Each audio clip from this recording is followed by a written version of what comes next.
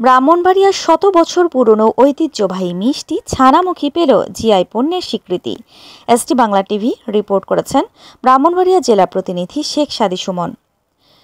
ভৌগোলিক নির্দেশক জিআই পণ্য হিসেবে স্বীকৃতি পেল ব্রাহ্মণবাড়িয়ার মিষ্টান্ন ছানামুখী। ছানা থেকে তৈরি এই মিষ্টান্নের সুনাম রয়েছে দেশ জুড়ে। ব্রাহ্মণবাড়িয়া জেলা প্রশাসনের আবেদনের পরিপ্রেক্ষিতে এই মিষ্টান্ন জিআই পণ্য হিসেবে স্বীকৃতি পেয়েছে। শিল্প মন্ত্রণালয়ের আওতাধীন প্রতিষ্ঠান পেটেন্ট, ডিজাইন ও ট্রেডমার্কস অধিদপ্তর বিষয়টি নিশ্চিত করেছে।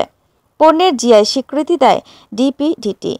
কোনো একটি দেশের নির্দিষ্ট ভূখণ্ডের মাটি, পানি, আবহাওয়ার প্রেক্ষাপটে সেখানকার জনগোষ্ঠীর সংস্কৃতি যদি কোনো একটি পণ্য উৎপাদনে সবচেয়ে গুরুত্বপূর্ণ ভূমিকা পালন করে, তাহলে সেটিকে সে দেশের জিআই পণ্য হিসেবে স্বীকৃতি দেওয়া হয়। কোনো একটি পণ্য চেনার জন্য জিআই স্বীকৃতি খুবই গুরুত্বপূর্ণ। ব্রাহ্মণবাড়িয়ার অতিরিক্ত জেলা প্রশাসক সার্বিক সাইফুল ইসলাম বলেন, জিআই পণ্য হিসেবে স্বীকৃতি পেয়েছে ছানামুখী।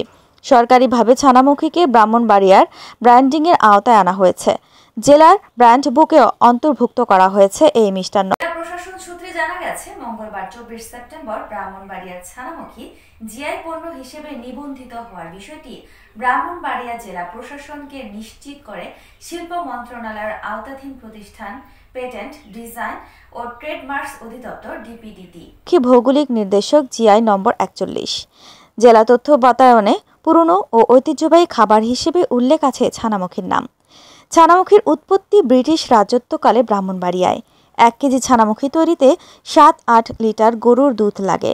প্রতি কেজি ছানামুখীর দাম 700 টাকা। শহরের নিউ সিনেমা হল রোডের আদর্শ মাতৃভাণ্ডারের দুলাল চন্দ্র পাল জানান, 7-8 লিটার দুধের সঙ্গে 1 কেজি চিনি দিয়ে তৈরি হয় 1 কেজি ছানামুখী। ছানামুখী তৈরির কয়েকটি ধাপ রয়েছে। প্রথমে দুধ জাল দেওয়া হয়, পরে ঠান্ডা করে ছানায় পরিণত করতে হয়। অতিরিক্ত পানি ঝরে যাবে এমন একটি পরিচ্ছন্ন টুকরিতে রাখতে হয় ছানা। পরে ওই ছানাকে কাপড়ে বেঁধে ঝুলিয়ে রাখতে হবে, যাতে সব পানি ঝরে যায়। এভাবে দীর্ঘক্ষণ ঝুলিয়ে রাখলে ছানা শক্ত হবে। পরে শক্ত ছানাকে ছুরি দিয়ে ছোট ছোট টুকরা করে কাটা হয়। এরপর চুলায় একটি কড়াই বসিয়ে তাতে পানি, চিনি ও এলাচ দিয়ে ফুটিয়ে তৈরি করতে হয় শিরা। এরপর ছানার টুকরাগুলো চিনির শিরায় ছেড়ে নাড়তে হয়। সবশেষে চিনির শিরা থেকে ছানার টুকরাগুলো তুলে একটি বড় পাত্রে রাখতে হবে। ওই পাত্রকে খোলা জায়গা বা পাখার নিচে রেখে নেড়ে শুকাতে হবে। এতেই প্রস্তুত হয়ে যাবে ছানামুখী।